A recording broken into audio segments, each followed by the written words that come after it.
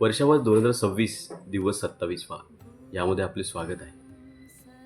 आज आपण बुद्धं शरणं गच्छामी, बुद्धांना शरण जाण्याचा खरा अर्थ हे समजून घेऊया. नमो बुद्धाय. आज वर्षावासाचा 27वा दिवस सुरू आहे.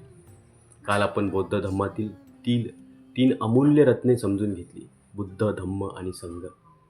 आज आपण त्रिशरणातील पहिल्या वाक्याचा अर्थ समजून घेऊया, बुद्धं शरणं गच्छामी. आपण अनेक वेळा हे वाक्य म्हणतो, पण याचा खरा अर्थ काय आहे?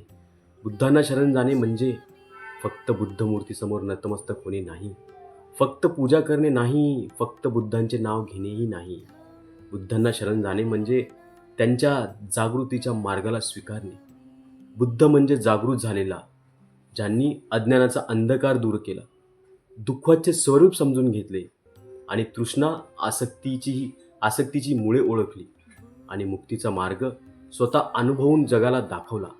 म्हणून जेव्हा आपण म्हणतो बुद्धं शरणं गच्छामी, तेव्हा आपण जणू स्वतःशीच एक वचन देतो, मी अज्ञानापेक्षा ज्ञानाचा मार्ग स्वीकारेन, मी द्वेषापेक्षा मैत्रीचा मार्ग स्वीकारेन, मी हिंसेपेक्षा करुणेचा मार्ग स्वीकारेन, मी अंधश्रद्धेपेक्षा प्रज्ञेचा मार्ग स्वीकारेन.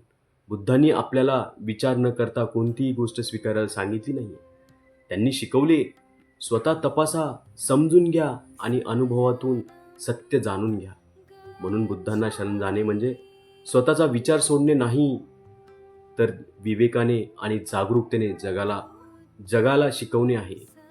आज आपल्या जीवनात एखादी समस्या आली, राग आला, एखाद्याने आपला अपमान केला किंवा एखादी गोष्ट आपल्या मनाप्रमाणे झाली नाही, तेव्हा स्वतःला एक प्रश्न विचारा, या परिस्थितीत बुद्धांच्या शिकवणीनुसार मी कसे वागू शकतो? कदाचित उत्तर असेल, थोडा वेळ शांत राहणे, कदाचित क्षमा करणे, कदाचित सत्य बोलणे, कदाचित स्वतःच्या अहंकारापुढे पाहणे आणि कदाचित फक्त काही क्षण सजग राहणे. हीच बुद्धांच्या मार्गावर चालण्याची सुरुवात आहे. बुद्ध बाहेर शोधण्यापेक्षा बुद्धांनी दाखवलेली जागृती आपल्या आत निर्माण करण्याचा प्रयत्न करूया. कारण बुद्धांनी मार्ग दाखवला, पण त्या मार्गावर चालायचे काम आपले आहे.